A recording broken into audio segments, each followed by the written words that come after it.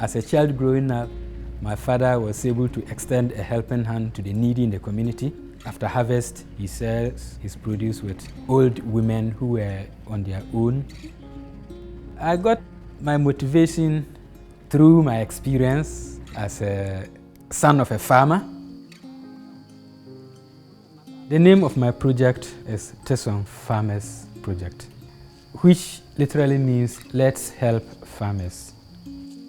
This project is undertaken at the Dafiema-Buse-Issa district of the Upper West region of Ghana, poorest among all regions in the country. In the district, we have over 90% of the total population being farmers. Out of this 90%, over 80 are subsistence farmers. Just from hand to mouth. Whatever they produce at the end of the year is just for home consumption. And even this scale of farming is not able to sustain these farmers beyond 3 months after harvest. And majority of them are women. You can imagine the level of food insecurity we will have. Tesom farmers targeted these women to improve their living standard and their ability to take care of the household. So the project aimed at introducing farmers to benchmark agronomic practices to increase their yield. During my CCI period, several of my instructors motivated me to really apply the knowledge I acquired so that my community will benefit from the knowledge I've also obtained. I took up this challenge to help my people. So I had $250 from it, and supported with my own savings I made from the stipend given to me. So I was able to start Tesom Farms project.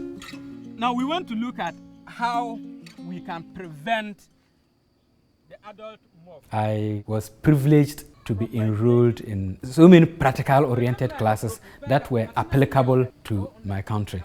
Example, my soil science class, where my professor had a clear understanding of our climate, was able to introduce me into several techniques in identifying nutrient deficiencies, such as this pictorial designs. We train these farmers with the use of pictures. We have the signs and symptoms of the 3 major nutrients. When the nutrient is lacking, how the plant will behave.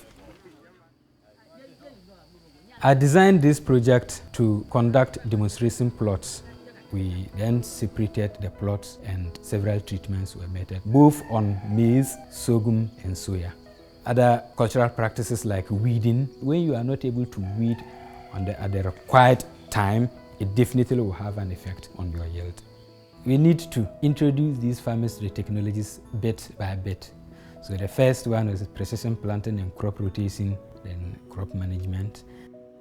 Before my project, farmers used to plant haphazardly. The first round, men was doing more farming than the women. But due to this trainings, we see to it that women too can do better. Every woman wants to try and see. With their trials to when they try, they get. My internship was top-notch experience, where I was given the room to apply what I learned in classroom on the field, such as crop water management, where I got that technology by constructing the bonds. Water conservation was also part of last year's project demonstration. We constructed bonds like a ridge across the field and across various plots, so as it will be able to contain the water when it rains. So the other techniques are crop management, time of weeding, fertilizer application, pest and disease control. So we do that to create that demonstration effect for the farmers to understand and make their own judgments that when you do this, this is the outcome.